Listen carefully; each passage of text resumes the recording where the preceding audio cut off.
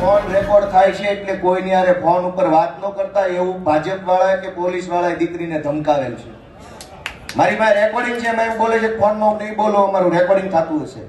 કોને ધમકાવ્યું એવું દીકરીને રેકોર્ડિંગ થાય છે એમ? બીજી ધમકી એવી મારી પાસે રેકોર્ડિંગ છે, અત્યારે બોલું ત્યારે દીકરી એમ કે છે કે જો દીકરીને ભાજપ વાળાએ એવી રીતે ધમકાવેલ છે કે જો તમે પોલીસ વિરુદ્ધ કાર્યવાહીની માંગણી કરશો તો કદાચ એક વખત એસપી સસ્પેન્ડ થઈ જશે, પણ પાછો આવશે પછી બહુ તકલીફ પડશે. દીકરીને આવું કહેવામાં આવ્યું કે પાછો આવશે પછી તકલીફ પડશે.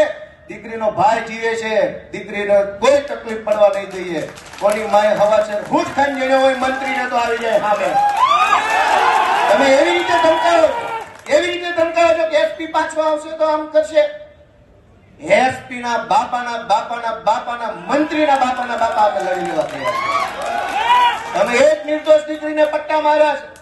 અનેક ઘટનાઓમાં ન્યાય નથી અપાવી શક્યા ભાજપ વાળા.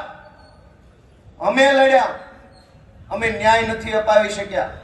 મેં અનેક ઘટના ગણાવી, આવેદન પત્ર, નિવેદન, ધરણા, રેલી, સભા, સરઘસ, ન્યાય નહીં. ઘટના ચાહે બળાત્કારની હોય, ઘટના ચાહે લૂંટની હોય, ઘટના ચાહે મારામારીની હોય, વ્યાજ માફિયાના ત્રાસથી દવા પી જાય, લોકો આત્મહત્યા કરી જાય, ઘટના ચાહે કોઈ પણ હોય, ન્યાય નથી મળતો.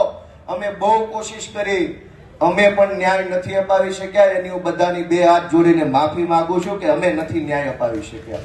એનો મને અફસોસ છે, હું માફી માંગુ છું. અને આ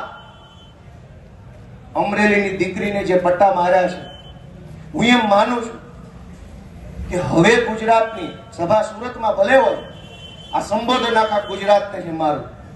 હજુ આપણો આત્મા નહીં જાગે તો કેદી જાગશે? આપણો આત્મા જાગી જવો જોઈએ કે આ હું તમાશો હાલે છે, આ કેવી રીતે હાલે?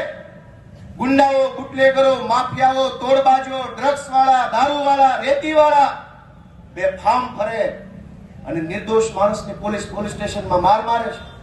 અમે રજૂઆત લઈને જઈએ તો અમારા ઉપર એફઆઈઆર. એટલે મેં નક્કી કર્યું છે કે ગુજરાતનો આત્મા જગાડવાનો છે દોસ્તો.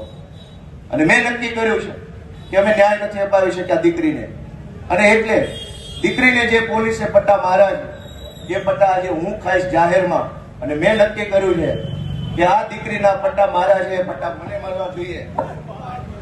અને ગુજરાતનો આત્મા જાગવો જોઈએ.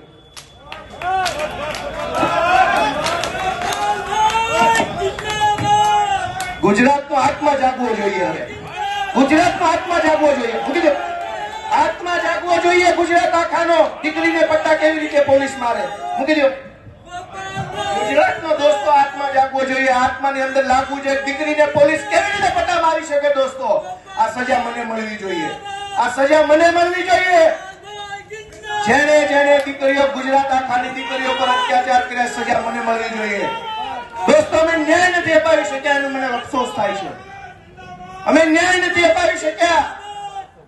દોસ્તો, હું ગુજરાતનો આત્મા જગાડવા માંગુ છું. કોઈ અમને જિંદગીભર મત ન આપતા, અમને હરાવી દેજો, પણ દીકરીઓને ન્યાય અપાવવા માટે તમારા આત્મા જગાડો. તમારા આત્મા જગાડો. અમને આખી જિંદગી મત ન દેતા, હરાવી દેજો. દીકરીને ન્યાય અપાવશો કે નહીં અપાવો? અમે મહાન નથી, કાલ મરી જઈશું. આ પાર્ટી ખતમ થઈ જાય, દીકરીઓની ઇજ્જત કોણ કરશે? અને આ એક દીકરીનો સવાલ નથી. ઝઘડિયામાં બળાત્કાર થયો, જસદણમાં બળાત્કાર થયો, દાહોદમાં બળાત્કાર, ચારો તરફ બળાત્કાર થાય છે. ગૃહમંત્રી મૌન, ભાજપના નેતા મૌન. ન્યાય માંગવા જઈએ, ન્યાય મળતો નથી. હવે સાચો ન્યાય ગુજરાતની આ જનતા કરી શકશે. એટલે ન્યાય માંગવા તમારી પાસે આવ્યા. એ ન્યાય કરો, ન્યાય કરો તમે, ન્યાય.